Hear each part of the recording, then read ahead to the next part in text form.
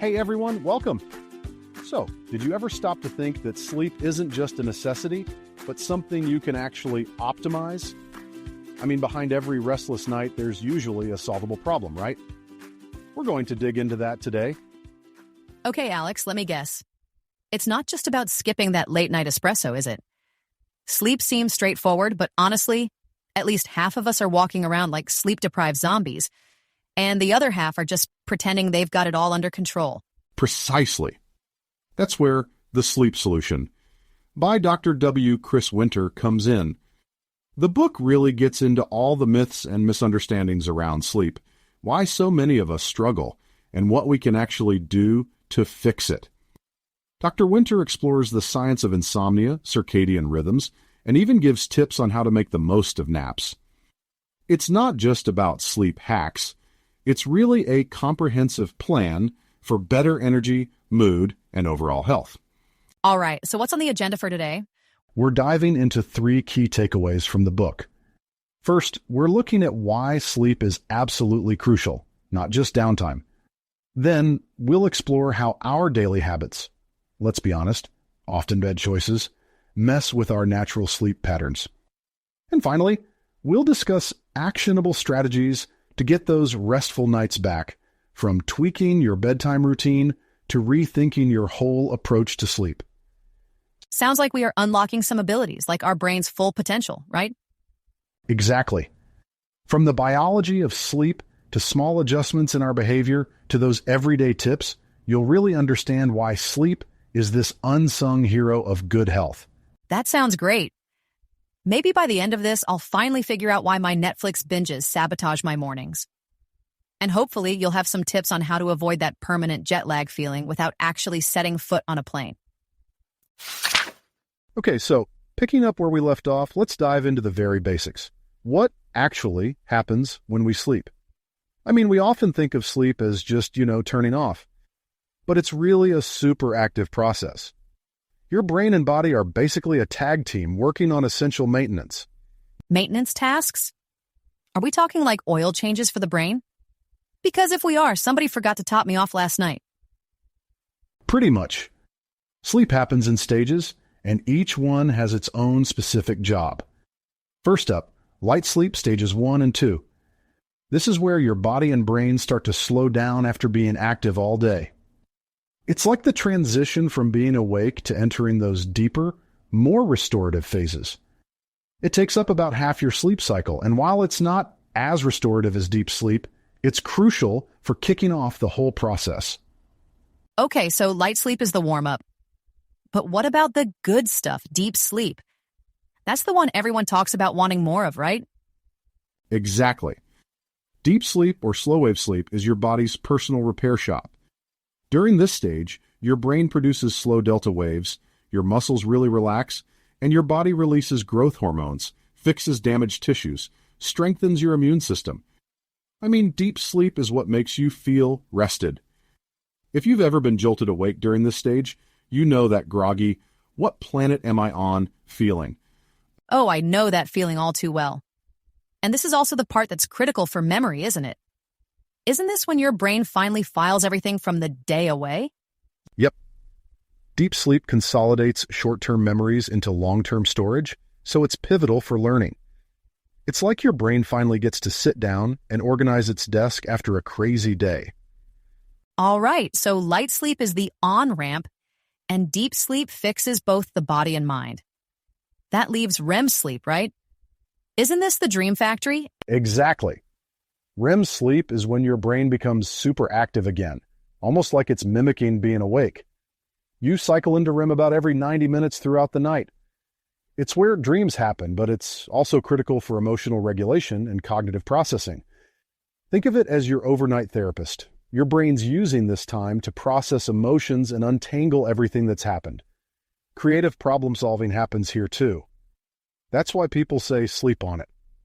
REM helps your brain work through those complex puzzles that you couldn't crack when you were awake. So my brain's busy doing math problems while I'm dreaming about surfing on clouds? Impressive multitasking. Pretty much.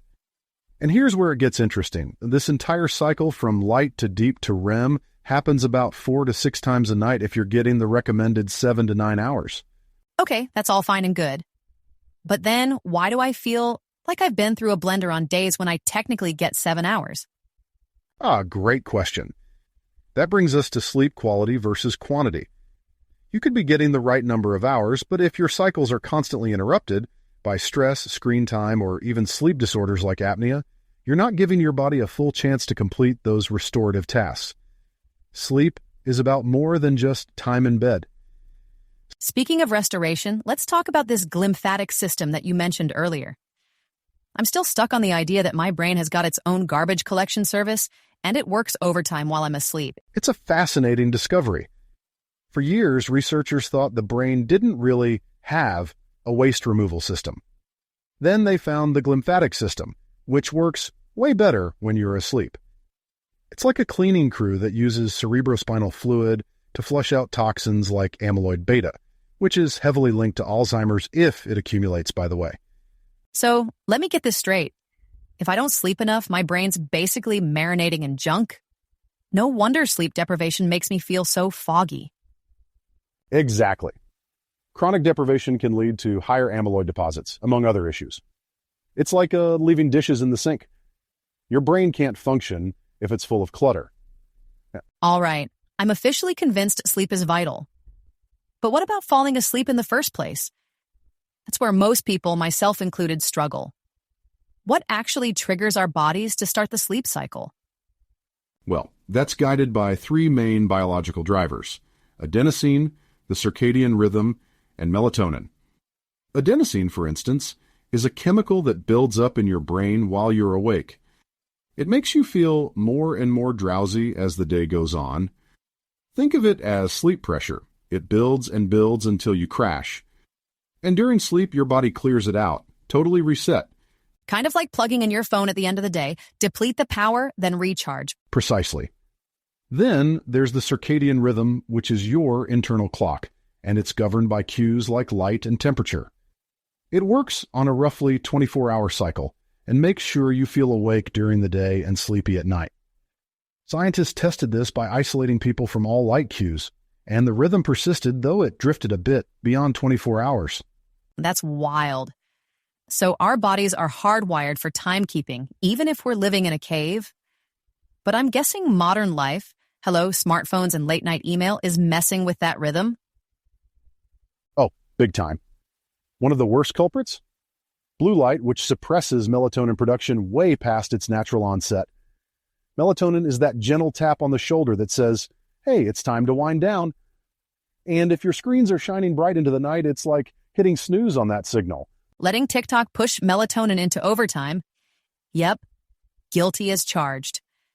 All jokes aside, this explains why consistent sleep patterns feel nearly impossible in today's world.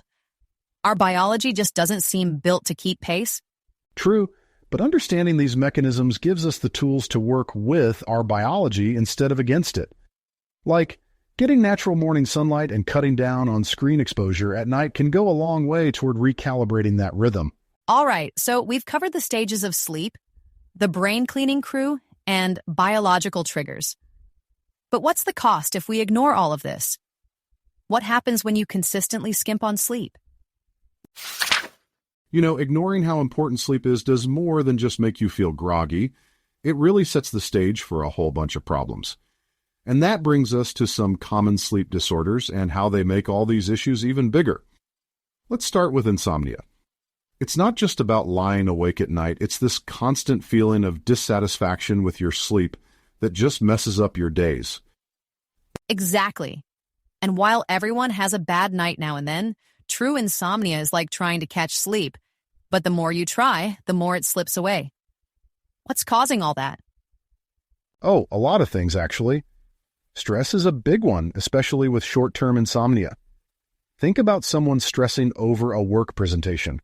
All those worries just keep swirling around in their head all night, delaying sleep. But when this becomes a long-term thing, it goes beyond just the initial stress.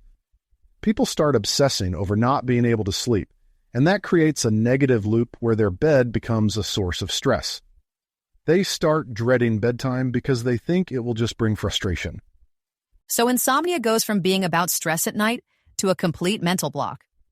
Man, that makes it sound even harder to fix. It does take effort, but treating insomnia has gotten a lot better. Cognitive behavioral therapy for insomnia, or CBTI, has been highly effective. It's all about cutting that negative connection with sleep, kind of like retraining your brain to stop spiraling at night. For instance, patients are taught to change their thinking from these catastrophic thoughts like, if I don't get 8 hours, I'm going to fail tomorrow, to something more realistic like, I've handled tough days on little sleep before. That switch makes you less anxious, which makes it easier to relax enough to actually fall asleep. Can just changing your thoughts really make that much of a difference, though? Because when you're lying there at 3 a.m. staring at the ceiling, it feels like more than just a bad thought pattern. Absolutely, which is why CBTI also includes behavioral changes. Like stimulus control trains you to use your bedroom strictly for sleep, no eating, working, or scrolling. And when you combine that with things like progressive muscle relaxation or visualization, you're showing your body that it's safe to let go of all that daytime stress. Okay, so therapy rewires your brain and you turn your bedroom into a tech-free zone. Got it. What about medications, though? Seems like those would be a quicker fix. That's a common thought, but meds don't really get to the root of the problem. They're more like a temporary solution. Plus, they can have side effects, and people can build up a tolerance over time. The real answer is to consistently reshape your habits and how you think about sleep. Got it. Insomnia is about breaking that cycle of fear and frustration. But what about something scarier? Sleep apnea. Sounds like it's turning sleep into an actual health risk. It can be if it's not treated. Sleep apnea is when someone stops breathing repeatedly during sleep, usually because their airway gets blocked. These brief awakenings prevent your body from getting into that deep, restorative sleep. People wake up feeling totally exhausted, and it's not just about feeling tired. Untreated sleep apnea can lead to high blood pressure, heart disease, even strokes. What's even more scary is that a lot of people don't even know they have it. They just think they're bad sleepers when they're actually gasping for air all night. Exactly. Many people just brush off loud snoring as annoying, but snoring on a regular basis combined with feeling tired during the day is a big red flag. Usually, a sleep study is needed to make a diagnosis. It monitors your breathing, oxygen levels, and brain activity overnight. And the treatment? Do we all just start wearing those Darth Vader CPAP masks? CPAP therapy is still the best way to go for moderate to severe cases. It uses continuous positive air pressure to keep your airway open all night. It takes some getting used to, but many patients notice a difference almost right away. More energy, better memory, and better health overall. But there are other options for milder cases, like custom-fit mouthpieces that move your jaw, or even lifestyle changes, like losing weight and sleeping on your side. So, for people who are hesitant about CPAP therapy, what happens if you just ignore apnea? It's a huge risk. Constantly depriving your body of oxygen puts stress on your heart and blood vessels, which raises your risk of really serious conditions. Plus, fragmented sleep affects everything from your focus to your mood, so your quality of life goes down the drain. Treating apnea can be life-changing and sometimes life-saving. Speaking of life-changing, what about those weird things people do in the middle of the night? Parasomnias, right? They can be anything from a little quirky to downright dangerous.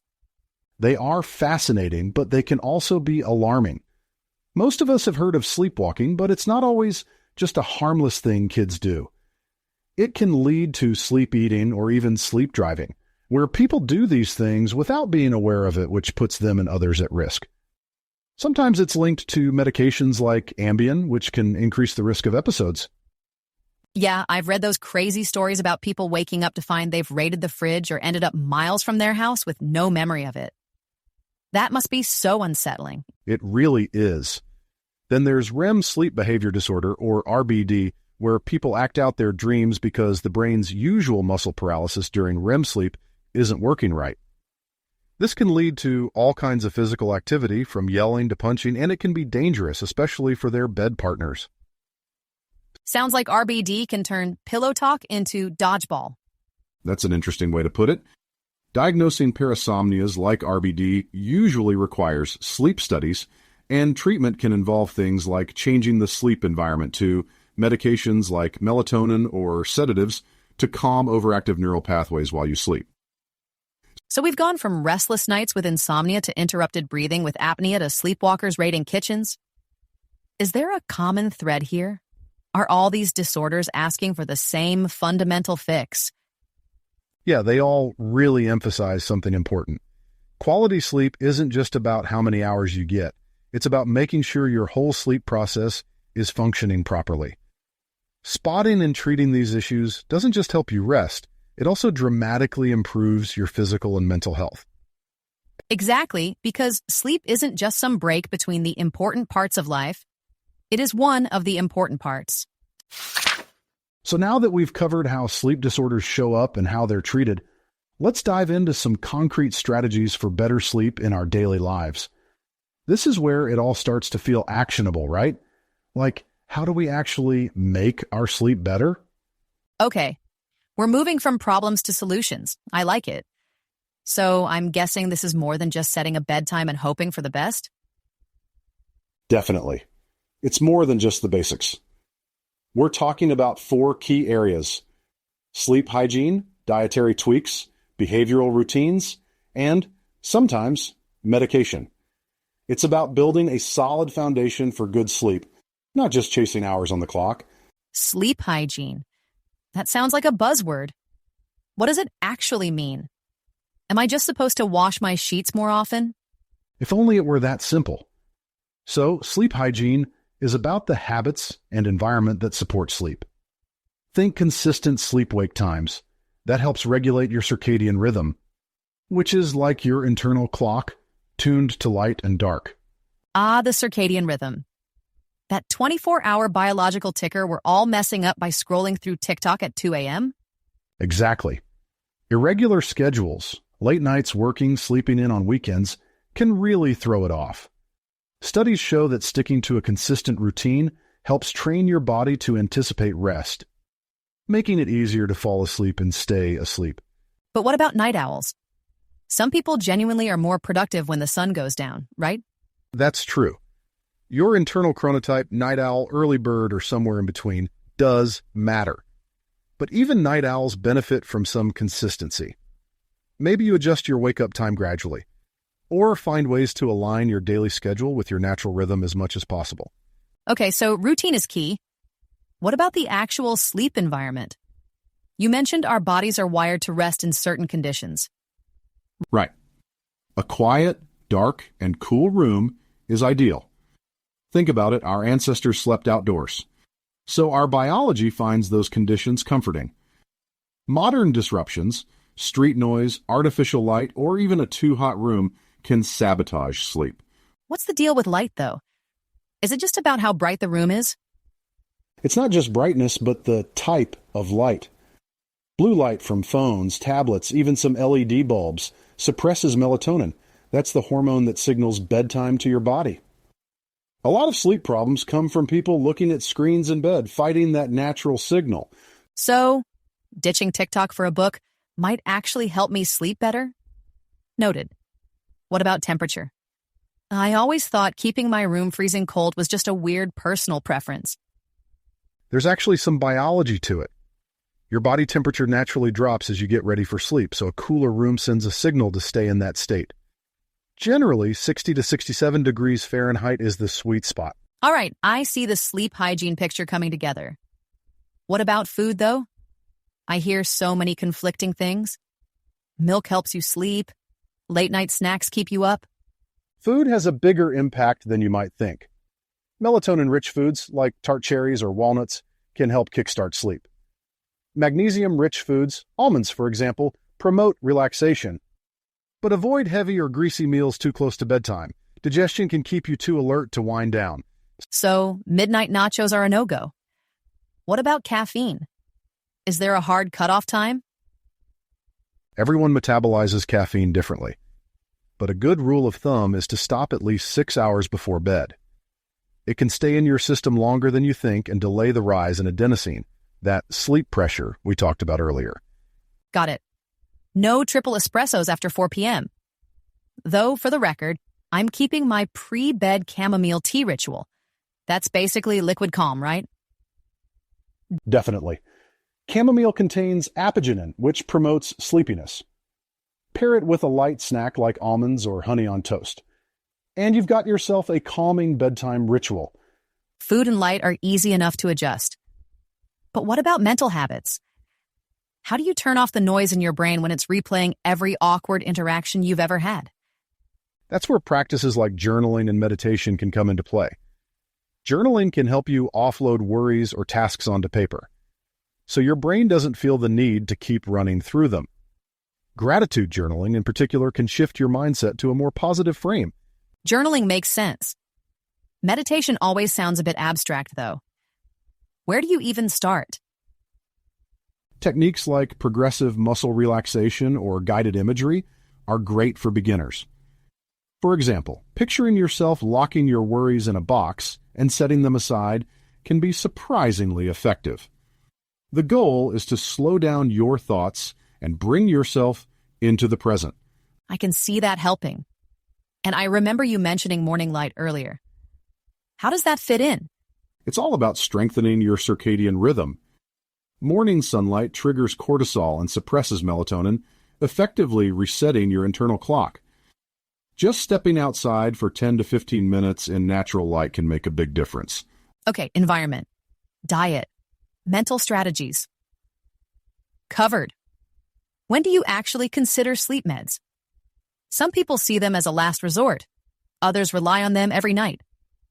Generally, medications should be short-term solutions, used during acute situations like grief or major stress, not as a crutch.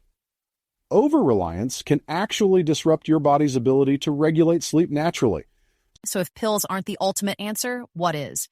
It's the blend of everything we've discussed: a consistent routine, thoughtful diet, and calming pre-sleep habits. Lasting change happens when you address the root causes of poor sleep, rather than just treating the symptoms. Okay, so if you remember just one thing, here it is. Sleep isn't just downtime. It's absolutely fundamental for your body and mind to function well. We've talked about the sleep cycle, why it's crucial for health, and what happens when things go wrong, like with sleep disorders. The good news is, with some understanding and the right habits, better sleep is within reach for most of us. Exactly. We're not aiming for some impossible ideal here.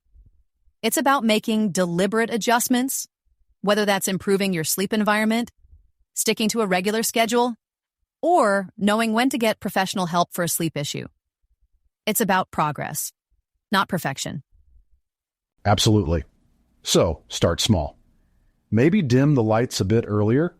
Try to go to bed at the same time each night. Or put your phone away an hour before you sleep. Each little step can really help you gain momentum towards more energy, sharper focus, and better health overall. Yeah, because ultimately sleep isn't a luxury. It's more like your personal reset button. Use it wisely.